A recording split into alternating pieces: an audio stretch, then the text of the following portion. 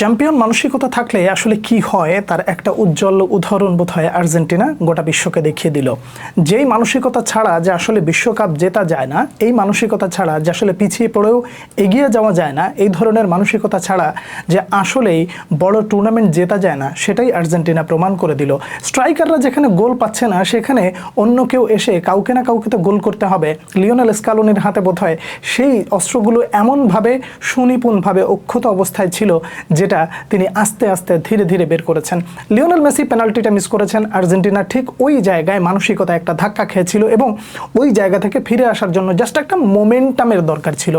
প্রথমার্ধটা যেভাবে আসলে গোটা দুনিয়া দেখেছে, তাতে করে আপনি এন্টারটেইন হয়েছেন। ফুটবলটা আসলে এভাবেই হয়। আর্জেন্টিনা সুযোগ ছিল মোটামুটি সমতায় ফেরার, কিন্তু সেই সুযোগটা যখন নষ্ট হয়ে যায় তখন স্বাভাবিকভাবে যে কোনো দল পিছিয়ে পড়ে। আপনি এই জায়গায় একটু কম্পেয়ারটা ব্রাজিলের ম্যাচের সাথে করতে পারেন।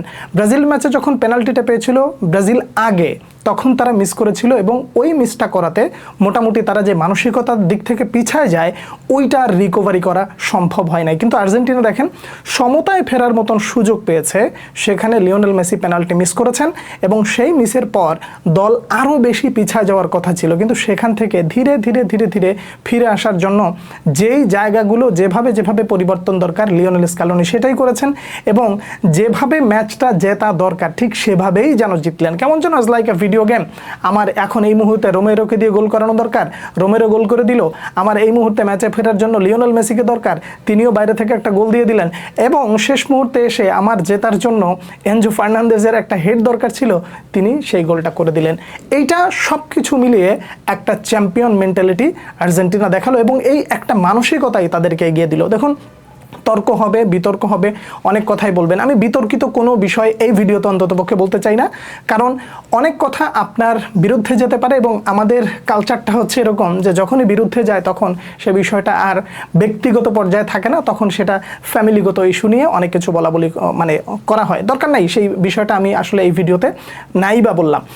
বিতর্কিত জায়গাগুলো নিয়ে আলোচনা করলে অনেক বেশি বলা যাবে, কিন্তু সেই জায়গাটা আপাতত থাকুক। এখন আর্জেন্টিনার জয়টা নিয়ে আসলে কিছু বলা যেতে পারে। তার কারণ আর্জেন্টিনা বিশ্বকাপের আসরে পিছিয়ে পড়লে জিততে পারে না, এরকম একটা মানে বাজে ট্র্যাক রেকর্ড কিন্তু ছিল। সেই বাজে ট্র্যাক রেকর্ডটা একেবারে ভেঙে চুরমার করে দিলেন লিওনেল স্কালোনি, লিওনেল মেসি।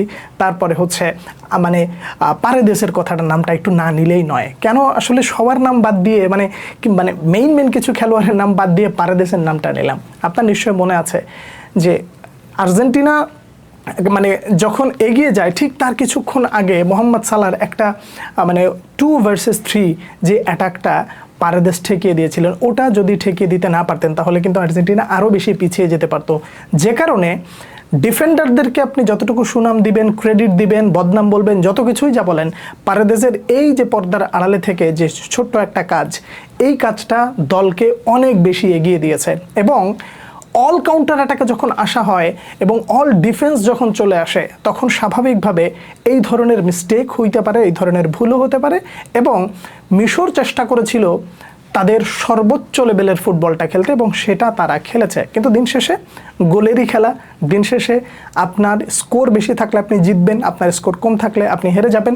সেটাই হচ্ছে নিয়ম রক্ষা বলেন আর যেটাই বলেন না কেন, একটা বিষয় পুরোপুরি ক্লিয়ার, সেটা হলো যে মিশরের দিনটা শুরুর দিক থেকে নিজেদেরই ছিল, আস্তে আস্তে আস্তে আস্তে সময় যত গেছে নিজেদেরই ছিল, কিন্তু সময় যত গেছে ততই যেন আর্জেন্টিনা আস্তে আস্তে আস্তে আস্তে বুস্ট আপ করে সামনের দিকে এসেছে এবং প্রত্যেকটা মুহূর্তে নিজেদের ওই যে হার নামানো মানসিকতা এখনও শেষবাসী হয় নাই, আমরা এখনও আছি, 1 মিনিটও যদি থাকে ওই 1 মিনিটে আসলে আমাদের কিছু করে দেখাতে হবে। এই মেন্টালিটি আসলে একটা দলকে কিভাবে পরিবর্তন করে দেয় সেটাই আর্জেন্টিনা দেখিয়ে দিল। লিওনেল মেসি, অভিনন্দন আপনাকে, যে দুর্দান্ত একটা কামব্যাক আপনি আগেও দেখিয়েছিলেন। পেনাল্টি একটা মিস হয়েছিল, যদিও এখন এখানে একটা বাজে রেকর্ড লিওনেল মেসির নামের সাথে যুক্ত হয়ে গেল, তার কারণ ওয়ার্ল্ড কাপের ইতিহাসে লিওনেল মেসি একমাত্র ব্যক্তি যে সব থেকে বেশি পেনাল্টি মিস করেছে, আই গেস, আমি যদি ভুল না করি। তো এই ট্র্যাকের মাঝখান দিয়েও মানে যখন গোল করা দরকার তখন পেনাল্টি মিস, আর পরবর্তীতে সেটার কাজা কাফারা আদায় করে দেওয়ার জন্য যা প্রয়োজন সেটাই মোটামুটি লিওনেল মেসি করে দেখালেন। এই ক্যারেক্টারটা আসলে সব থেকে বেশি বুস্ট আপ আর্জেন্টিনার জন্য। লিওনেল মেসি ছাড়া আর্জেন্টিনা কি করবে এই তর্ক বিতর্ক আপাতত কোনো দরকার নাই। তিনি যতদিন আছেন ততদিন এইভাবে দলের প্রাণভোমরা হয়ে তাকে কেন্দ্রিক ফুটবলটাকে নিয়ে সামনের দিকে আর্জেন্টিনা এগোবে, এটাই হচ্ছে পরিষ্কার কথা। চ্যাম্পিয়ন টিমের চ্যাম্পিয়ন মেন্টালিটি, আর্জেন্টিনা জিতলো তাদের নিজস্ব স্বকীয়তায়, নিজেদের মতন খুলেই এভাবেই ফুটবলটা খেলতে হয় সেটাই জানিয়ে দিল। অভিনন্দন আর্জেন্টিনা। পরবর্তীতে যেই ম্যাচগুলো হবে সেই ম্যাচগুলো এর চেয়েও বেশি দুর্দান্ত কি হতে পারে, কিংবা এই ম্যাচে কোন জায়গাটায় কোন ক্যারেক্টারটা কোন ব্যক্তিকে সব থেকে বেশি আপনার কাছে উজ্জ্বল মনে হয়েছে আর্জেন্টিনার পারফরমেন্স, আপনি জানাতে পারেন। পরবর্তী ভিডিওতে আবার দেখা হচ্ছে, সে পর্যন্ত অনেক অনেক ভালো থাকবেন। আল্লাহ হাফেজ।